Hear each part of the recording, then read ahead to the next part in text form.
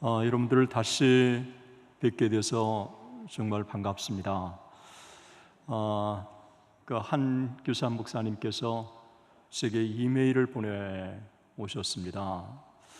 10월 첫째 주 저희 교회에 오셔서 좀 말씀을 전해줄 수 없겠느냐고, 그리고 종교개혁 주간을 맞아서 가능하면 종교개혁 관계된 말씀을 좀 전해주면 좋겠다고 부탁을 했습니다. 저는 너무 감사한 마음이 들었고요. 그리고 다시 변화된 여러분들의 밝은 모습을 보니까 제가 얼마나 기쁘고 감사한지 모릅니다. 역시 제가 늘 그런 것처럼 충현교회가 저력 있다고 여러분들을 격려했는데 이미 입증이 된 것 같습니다. 1부 예배, 2부 예배 연휴가 기간에도 이렇게 함께 같이 예배드리는 모습을 보니까 제가 얼마나 감사한지 모르겠습니다. 하나님이 앞으로 더 좋은 길로 하나님의 몸된 교회를 인도해 주실 것이라고 믿습니다. 올해는 종교개혁 500주년을 맞는 뜻깊은 해입니다. 1517년 10월 31일 마틴 루터가 종교개혁 595개 조항을 내걸면서 종교개혁의 포문을 열었던 이제 올해가 500주년을 맞기 때문에 전 세계적으로 종교개혁 500주년을 기념하는 학술대회가 열리고 있습니다. 한국에서도 학술대회가 열리고 여러 가지 기념 행사가 진행되고 있는 것으로 알고 있습니다. 제가 이해하는 한 종교개혁은 한마디로 표현해서 진리에 대한 재발견이라고 할 수 있습니다. 흔히 종교개혁을 5개 소위 오직 성경, 오직 믿음, 오직 은혜, 오직 그리스도, 그리고 오직 하나님께 영광을 이 5가지의 오직으로 표현을 합니다. 저는 그게 크게 틀리지 않았다고 생각하고요. 이것이 종교개혁의 진정한 모토이기도 한 것입니다. 그런데 종교개혁의 사상이 뭐냐라고 얘기했을 때 종교개혁의 사상은 3가지로 집약해 볼 수 있습니다. 첫째가 성경이 신앙과 행위의 유일한 표준이 된다고 하는 사실이고요. 두 번째는 오직 믿음으로 말미암아 의롭다함을 받는다고 하는 것이고요. 세 번째는 대제사장이신 예수 그리스도의 이름으로 누구나 다 하나님 앞에 나갈 수 있다고 하는 만인 제사장입니다. 이 3가지가 종교개혁 사상의 가장 근간인데, 이 3가지 사상이 달리 표현한다면 개신교의 근본 원리라고 볼 수 있고요. 이 개신교의 근본 원리 3가지가 회복되는 곳마다 놀라운 역사가 나타났습니다. 이 놀라운 3가지의 진리를 재발견한 사람이 마틴 루터였습니다. 1483년에 태어나서 1546년에 세상을 떠났던 마틴 루터, 그로 말미암아 종교개혁의 위대한 포문이 열리고 1648년에 30년 전쟁이 끝나고 웨스트팔리아 평화조약이 체결되면서 개신교의 자유는 공식적으로 인정을 받게 되는 것입니다. 이 마틴 루터가 자기의 이 중요한 이 3가지 원리를 발견하는 출발점이 바로 오늘 여러분들과 함께 같이 읽었던 로마서 1장 16절과 17절의 말씀입니다.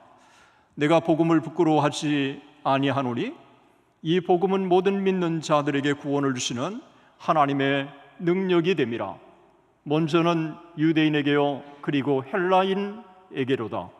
복음에는 하나님의 의가 나타나서 믿음으로 믿음에 이르게 하나니 기록된 바 오직 의인은 믿음으로 말미암아 살리라 함과 같으니라. 이 말씀이 종교개혁의 위대한 소위 원동력이 된 것입니다. 그러면 이 마틴 루터가 진리를 재발견하는 이 과정에서 몇 가지 우리는 주목해 볼 게 있습니다. 이 마틴 루터는 당시에 1501년에 당시로는 독일의 최고의 대학이었던 에르푸르트 대학을 진학합니다. 그리고 1503년에 그가 이제 학사 학위를 받고 1505년에 석사 학위를 받고 그리고 1505년에 그는 당시 에르푸르트에 있는 성 어거스틴 수도원에 들어갑니다. 성 어거스틴 수도원에 들어가서 그는 새로운 사실을 점점 더 발견하기 시작하는데, 이 에르푸르트에 있는 성 어거스틴 수도원의 원장은 스타우비치였습니다. 이 스타우비치와의 만남은 이 루터에게 있어서 너무도 중요한 전환점을 가져다 주었습니다. 당시 성 어거스틴의 수도원이었던 이 스타우비치는 모든 수도사들에게 반드시 라틴어 성경을 읽을 것을 요구했습니다. 그래서 루터를 포함해서 모든 수도사들은 라틴어 성경을 매일 성경을 읽게 된 것입니다. 성경을 읽으면서 점점 더 진리에 대해서 눈을 뜨기 시작하고요. 그에게 갖고 있었던 하나님에 대한 인상은 하나님에 대해서는 공의의 하나님으로만 그가 하나님을 인식하고 있었습니다. 그런데 성경을 점점 더 읽기 시작하면서 새로운 눈이 뜨이기 시작하고 있을 때, 이 성 어거스틴의 수도원의 원장이었던 스타우비치는 또 하나 중요한 사실을 마틴 루터에게 일깨워 줍니다. 그것은 하나님의 사랑입니다. 그래서 이 하나님에게는 이 하나님의 이 사랑이라고 하는 이 사실을 강조하기 시작하는데, 이 하나님의 사랑에 대해서 스타우비치는 책을 하나 씁니다. On the Love of God, 하나님의 사랑에 대해서라고 하는 이 귀한 책을 남기게 되는 것입니다. 그런데 이 사랑은 하나님의 이 존재의 핵심이라고 하면서 이 하나님의 사랑이 모든 것을 사랑스럽게 만들고, 이 하나님의 사랑이 다른 무엇보다도 하나님 자신을 사랑하게 만든다고 하는 사실을 일깨워 주기 시작합니다. 그런데 이 하나님의 사랑은 사람에게서는 도저히 배울 수가 없고, 그리고 율법을 통해서도 배울 수가 없고, 이 하나님의 사랑은 성령 하나님을 통해서 배울 수 있다고 하는 사실을 그에게 일깨워 주기 시작합니다.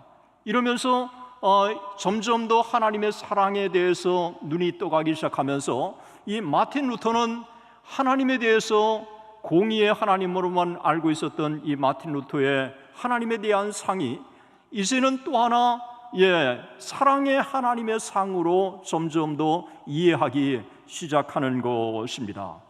그래서 이 하나님에 대한 두 가지, 하나님은 공의의 하나님이시면서 동시에 사랑의 하나님이라고 하는 것을 이 어거스틴 수도원에 있으면서 그가 눈을 뜨기 시작합니다. 이 스타우비치에 대해서 필립 샤프는 이렇게 얘기합니다. 스타우비치는 루터의 정신적 아버지이자 처음으로 복음의 빛을 루터의 어두운 가슴에 비추었던 사람이다. 루터로 하여금 자신의 죄에서 눈을 돌려 그리스도의 공로를 바라보게 하였고, 율법에서 십자가로, 공로에서 믿음으로, 학문주의에서 성서로, 그리고 어거스틴과 타울러를 연구할 수 있도록 인도하였다. 그래서 여러분, 성 어거스틴 수도원에서 이 마틴 루터는 진노의 하나님이라고 하는 이 하나님에 대한 이 상에서 또 하나의 하나님의 사랑의 하나님의 이 모습을, 이 두 가지의 양면성을 루터가 갖기 시작한 것입니다. 그런데 이 스타우비츠는 루터에게 너무 훌륭한 멘토였습니다. 이 마틴 루터를 아예 사제로 그가 입문할 수 있도록 1507년에 인도하고요. 그 다음에 1512년에 박사학위를 받은 다음에는 아예 비텐베르그 대학의 교수로 그를 임명합니다. 교수로 임명받은 그는 성경을 강의하기 시작합니다.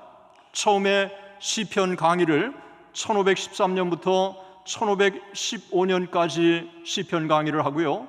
그 다음에 1515년부터 1516년까지 그가 로마서를 강의하고요.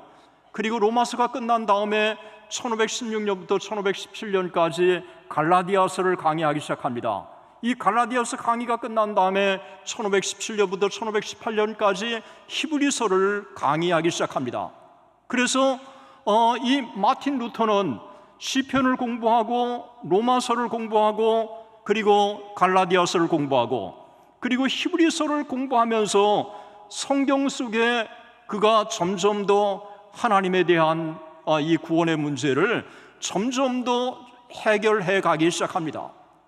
그에게 궁극적으로 갖고 있었던 두 가지 질문이 있었습니다. 과연 기독교의 핵심 진리에 어떻게 도달할 수 있는가? 그는 그 당시에 유명론도 있고 그 다음에 스콜라 철학의 이 다양한 방법들이 있지만 마틴 루터는 점점 더 기독교의 근본 진리에 도달할 수 있는 방법은 성경을 통해서라고 하는 사실을 그가 깊이 깨닫기 시작합니다. 마틴 루터에게 제기되는 또 하나의 질문이 있었습니다. 그것은 인간이 어떻게 구원을 얻는가 하는 거였습니다. 이 구원의 방법에 대해서 성경을 그는 깊이 묵상하고 연구하고 읽기 시작하면서 하나님의 말씀과 깊은 만남을 갖기 시작하는 것입니다. 시편을 연구하고 그리고 그가 로마서를 연구하고 갈라디아서를 연구하고 히브리서를 연구하면서 이 하나님의 우리에게 주어지는 의롭다함이라고 하는 것, 이 구원이라고 하는 문제가 행함에 의해서 주어지는 게 아니라고 하는 이 사실을 점점 더 깨닫기 시작하면서 하나님의 은혜라고 하는 사실을 그가 발견합니다. 그 결정적으로 그에게 엄청난 도전을 주었던 그 말씀이 로마서 1장 16절과 17절의 말씀입니다. 오늘 저는 이 말씀을 우리가 다시 한번 같이 묵상하고 그리고 읽어보기를 원합니다. 내가 복음을 부끄러워하지 아니하노니 이 복음은 모든 믿는 자들에게 구원을 주시는 하나님의 능력이 됨이라.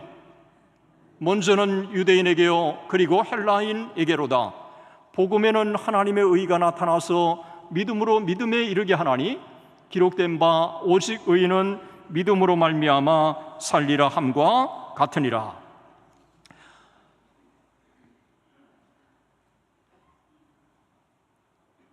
지난 여름에 어느 한 작은 교회에서 말씀을 전해달라고 부탁을 했고요.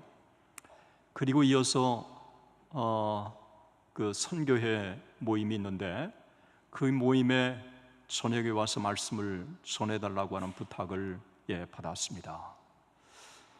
저는 그 말씀을 전하기 전에 로마서 1장 16절 17절의 말씀을 가지고 계속 묵상하고 하나님의 인도하심이 무엇인가를 깊이 그 말씀을 제가 이해하고 그리고 이 로마서를 언제 기록했는지 어떤 배경에서 기록했는지 그리고 그 수신자들에게 바울이 이야기하고자 하는 핵심이 뭔지 이런 것들을 함께 생각해 볼 수 있는 시간이 있었습니다. 이 로마서는 바울의 신앙적인 경험이었다는 것입니다. 바울이 3차 전도 여행에서 이제 AD 57년에서 58년 사이에 겨울에 그는 고린도에서 이 하나님의 놀라운 능력을 체험한 것입니다. 자기가 가는 곳마다 유대인들이 복음을 받아들이고요, 가는 곳마다 헬라인들이 복음을 받아들이기 시작한 것입니다. 이러면서 로마에 있는 그리스도인에게 편지를 쓰면서 이 할 수 있거든 로마에 있는 너에게도 복음 전하기를 원하노라 라고 하면서 이 로마서를 쭉 쓰고 있는 가운데 내가 복음을 부끄러워하지 아니하노니 이 복음은 모든 믿는 자들에게 구원을 주시는 하나님의 능력이 됨이라. 먼저는 유대인에게요 그리고 헬라인에게로다. 여러분, 이 말은요 자기가 가는 곳마다 유대인들이 복음을 받아들이고 헬라인들이 복음을 받아들이면서 이 복음이 하나님의 구원을 가져다 주시는 능력이 된다고 하는 것을 체험한 거예요. 그러면서 로마에 있는 그들에게 격려를 하면서 이렇게 하나님은 이 복음은 놀라운 하나님의 능력이 된다고 하는 사실을 너희도 깨닫고 이 하나님의 복음의 능력을 당시의 로마인들에게도 전하기를 원한다고 하는 이 부탁이 잠재되어 있다고 하는 것을 제가 깨닫고 제게 큰 도전이 되었습니다. 복음이 하나님의 능력이라고 하는 사실, 여러분 이 복음이 하나님의 능력이 된다고 하는 헬라어를 찾아보니까요 두나미스라고 하는 말을 썼습니다. 사도행전 1장 8절에 성령이 너에게 임하시면 너희가 권능을 받고 예루살렘과 온 유대와 사마리아와 땅끝까지 이르러 내 증인이 되리라 하시니라.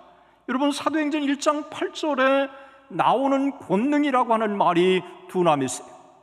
성령이 우리에게 임하시면 바로 이 두나미스 권능을 주시고 권능이 우리 가운데 임하는데 이 복음 자체가 하나님의 권능이 된다는 거예요. 여기 the gospel becomes the power of God이 아니라 the gospel is the power of God. 복음은 그 자체가 하나님의 능력이 된다는 거예요.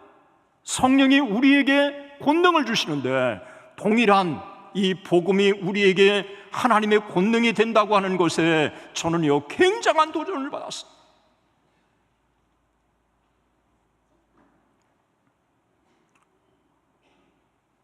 마틴 루터가요 저하고 비교할 수 없을 정도로 수년 동안 하나님의 의의 문제를 가지고 씨름하고 고민하고 이 말씀을 붙들고 이러면서요 정말 어떻게 의에 도달할 수 있는지 하나님의 의의 이 문제를 깊이 고민을 하다가 그는 이 사실을 분명히 깨달은 것입니다. 의는 하나님이 그리스도 안에서 그리스도를 믿는 자들에게 주시는 하나님의 선물이라고 하는 사실을 그가 깊이 깨달은 것입니다. 여러분, 이 하나님의 의라고 하는 이 사실은요 이 하나님의 의라고 하는 것은 우리에게 있는 게 아니에요. 이 하나님의 의는요 외부에 있는 거예요.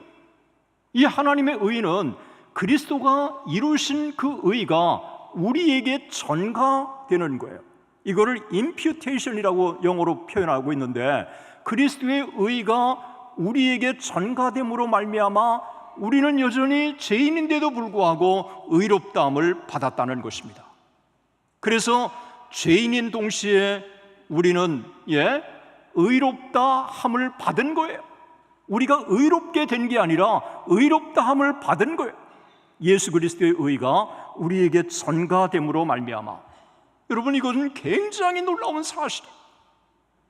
이거는요 루터에게 뭔가 선행을 함으로써 그가 의에 도달할 수 있는 게 아니라 먼저 하나님이 무조건적인 사랑으로 우리에게 찾아오심으로 말미암아 우리를 의롭다 하심으로 우리가 선행을 할 수 있다는 거예요.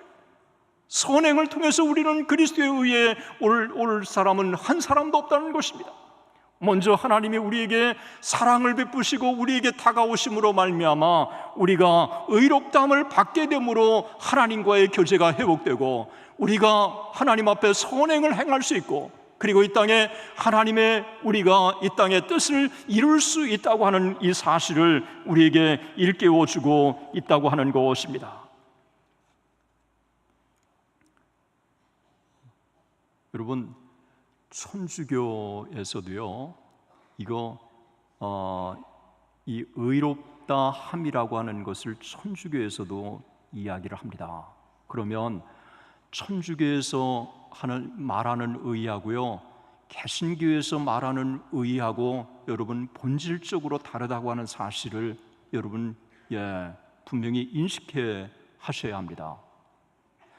천주교에서는요, 이 의라고 하는 것은 일생 동안 진행되는 과정이에요.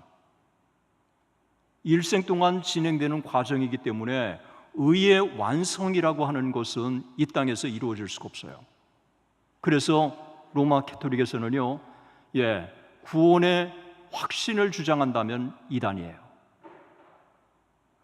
우리는 예수 그리스도께서 이루신 그 의를 믿음으로 말미암아 예수 그리스도를 구주로 영접한 사람들에게는 예수 그리스도가 이 땅에 이루신 그 의가 그를 믿는 자들에게 전가됨으로 말미암아 이제 예수 그리스도의 의가 우리의 의가 됨으로 말미암아 우리는 구원의 백성이 된 줄로 믿습니다.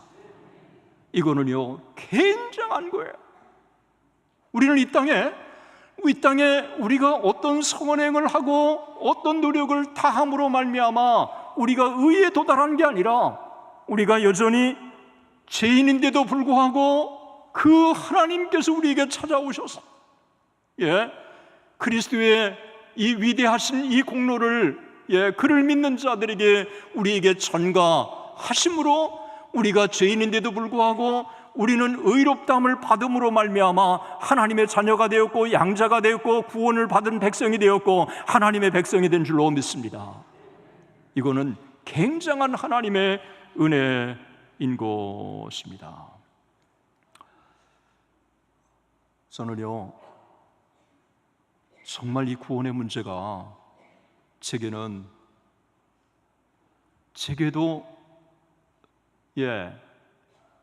너무 흔들리는 중심 주제였어요. 부흥 집회 때 부흥사께서 오셔서 부흥사님이 은혜로운 말씀을 전하고 저도 함께 그냥 기도하고 막 그러면 저는 구원 받은 것처럼 여겨졌어요. 구원의 확신이 있는 것처럼 보였는데 이제 부흥의 열기가 끝나고 다시 세상에서 미운 사람도 생기고 다툼도 생기고 막 이러면서요. 그러면 제게 구원의 확신이 없었던 거예요. 그러다가 하나님의 말씀과 딱 만났어요. 요한복음 5장 24절 내가 진실로 진실로 너에게 이르노니 너희가 내 말을 듣고 또 나 보내신 이를 믿는 자는 영생을 얻었고 심판에 이르지 아니하나니 사망에서 생명으로 옮겼느니라. 예수 그리스도를 구주로 믿는 사람들에게는 영생을 얻을 것이오가 아니라 영생을 얻었고 과거 시제예요. 그리고 심판에 이르지 아니하고 사망에서 생명으로 이미 옮긴 거예요. 하나님의 백성들은 영생을 믿는 사람들은 영생을 얻은 줄로 믿습니다. 이 확신이 제게 생기고 나서요 구원의 문제, 구원의 이 확신의 문제는 끝났어요. 사랑하는 우리 형제 자매 여러분, 그리고 존경하는 우리의 어머니 아버지 여러분, 우리가 이 땅에 어떤 노력을 새벽 기도를 드리고 또 성경을 더 많이 읽고 또 더 많은 구제를 함으로써 우리가 구원에 이르는 게 아니라 여전히 죄인인데도 불구하고 하나님께서 우리에게 먼저 찾아오셔서 예수 그리스도의 공로로 우리를 값없이 구원해 주신 줄로 믿습니다. 때문에 이 땅에 우리는 구원의 백성으로 하나님 앞에 담대하게 살아갈 수 있는 것입니다. 우리의 변화가 전제 조건이 아니라고 하는 사실을 깨닫는 것처럼 우리에게는 기쁨이 없는 것입니다. 우리가 아직 죄인 되었을 때 그리스도께서 우리를 위하여 죽으심으로 하나님께서 우리에 대한 자기의 사랑을 확증하셨느니라.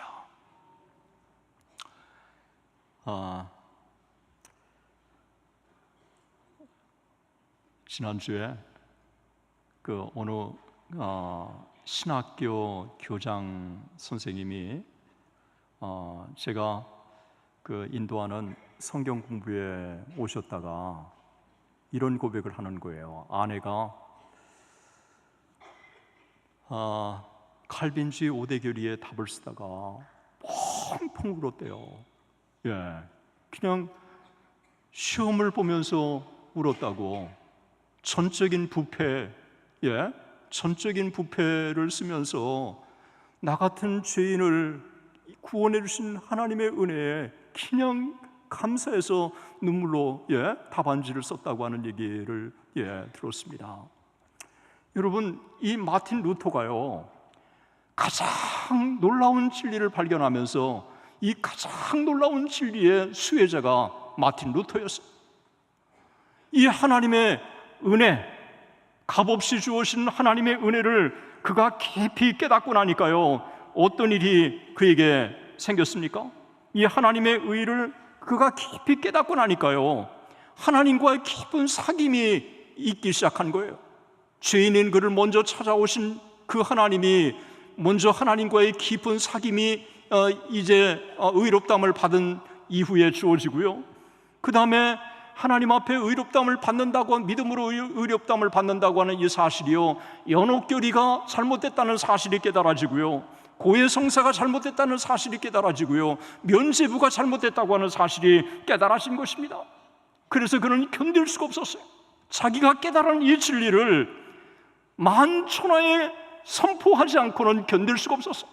그래서 아무도 상의하지 않고 하나님 앞에 기도하면서 1517년 10월 31일 비텐베르그 성당 밖에 95개 조항을, 그것도 라틴어로 내걸었던 것입니다.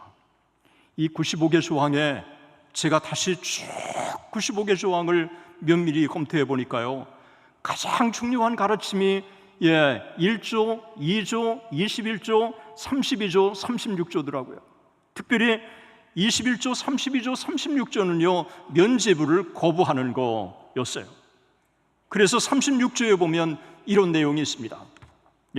21조에 보면 따라서 면죄부를 설계하는 자들이 교황의 면죄부에 의해 인간은 모든 형벌로부터 사면되며 구원받는다고 말한다면 그것은 오류에 빠져 있는 것이다.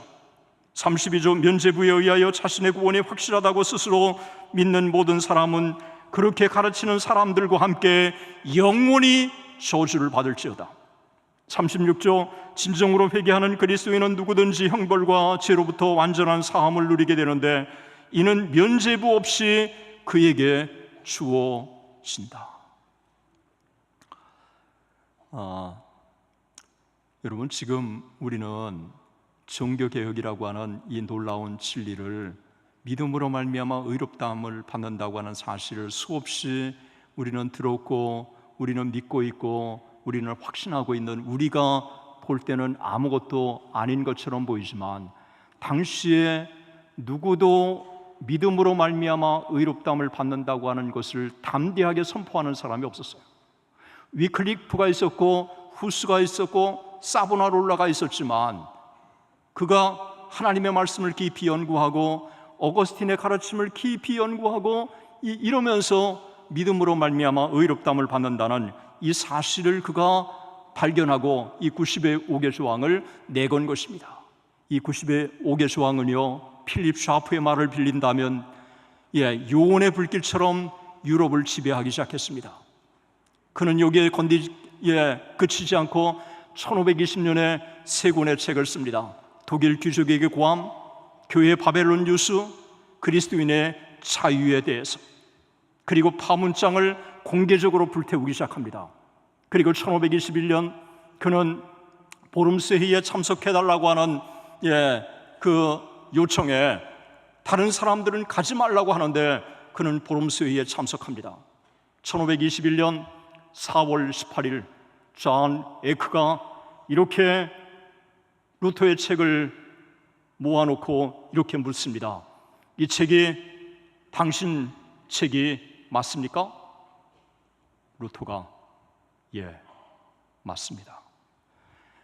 여기에 있는 책의 내용을 취소할 의향은 없습니까? 하루만 시간을 연장해 주십시오. 많은 사람들은요, 마틴 루터가 타협할 거라고 생각을 했습니다. 그런데 그 다음 날 여기 있는 가르침을 취소할 의향이 없는가? 마틴 루터가 이렇게 대답했습니다. 성경의 증언에 의해 그리고 명백한 논증에 의해 논박되거나 정죄되지 않는 한 나는 교황이나 공의의 권위도 인정하지 않습니다. 그들은 오류를 범하고 서로 모순되기 때문입니다. 내 양심은 내가 인용한 하나님의 말씀에 의해 정복당해 있고 나의 양심은 하나님의 말씀에 속박당해 있습니다. 나는 어떤 것도 초래할 수 없고 초래하지도 않을 것입니다. 양심에 어긋나는 이런 일을 행한다는 것은 옳지도 않고 안전하지도 않기 때문입니다. 여기 서 있는 나는 달리 행할 수가 없습니다. 하나님, 저를 도우소서. 베인톨의 책 루터의 전기 Here I Stand, 여기 제가 서 있습니다. 마틴 루터의 이 보름스 회의의 답변은요, 유럽의 수많은 사람들에게 엄청난 도전을 줬고요, 역사의 분기점을 가져다 준 것입니다.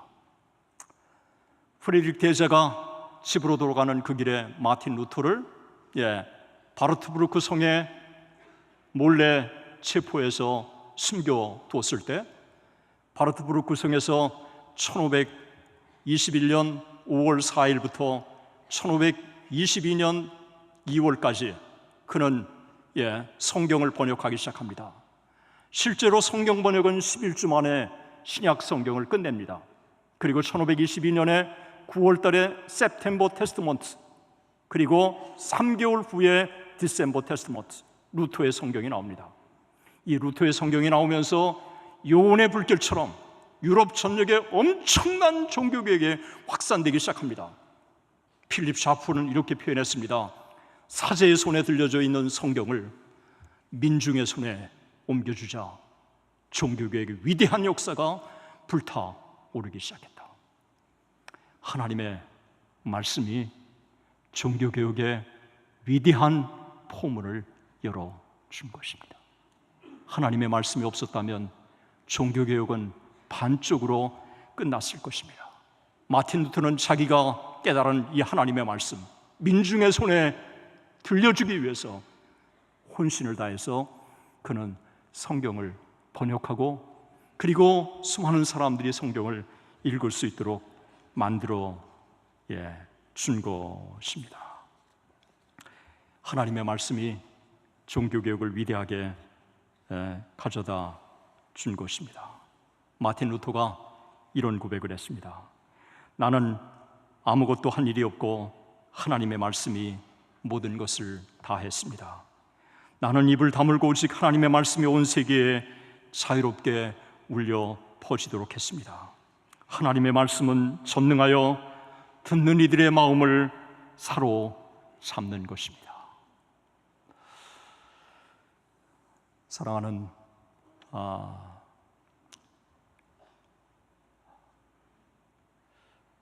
형제 자매 여러분, 저는 충현교회가 진정한 한국교회의 개혁의 물꼬를 트는 교회가 되기를 소망합니다. 한 사람의 진리에 대한 재발견이 유럽의 역사를 바꾼 것처럼, 세계사를 바꾼 것처럼 우리 한 사람 한 사람이 하나님의 말씀에 대해서 재발견한다면, 부족하지만 우리를 통해서 하나님의 몸된 교회를 통해서 위대한 역사를 이루실 줄로 믿습니다. 한 가지, 마틴 루터가요, 말씀의 사람이라고 하는 사실만 기억해서는 안 됩니다. 마틴 루터는 기도의 사람이었습니다. 얼마나 기도했느냐고요? 디트리트라고 하는 루터의 가까운 동료가 이렇게 증언을 합니다. 루터에 대해서요. 그분은 하루도 거르지 않고 3시간씩, 그것도 연구하기에 가장 좋은 시간을 내어 기도드렸습니다. 한 번은 그분이 기도하는 것을 뜻하지 않게 듣게 되었습니다. 얼마나 위대한 정신과 위대한 신앙이 그의 기도의 말에 담겨 있었던지요.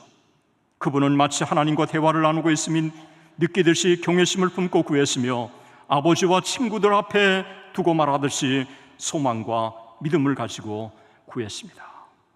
하루도 거르지 않고 3시간씩, 그것도 연구하기에 가장 좋은 시간을 내어서 기도했습니다. 하나님의 말씀을 붙들고 우리가 하나님 앞에 기도로 나간다면, 부족하지만 우리 한 사람 한 사람을 통해서 하나님께서 위대한 역사를 이루실 줄로 믿습니다. 이와 같은 은혜가 충만하기를 주의 이름으로 축원합니다. 기도하겠습니다.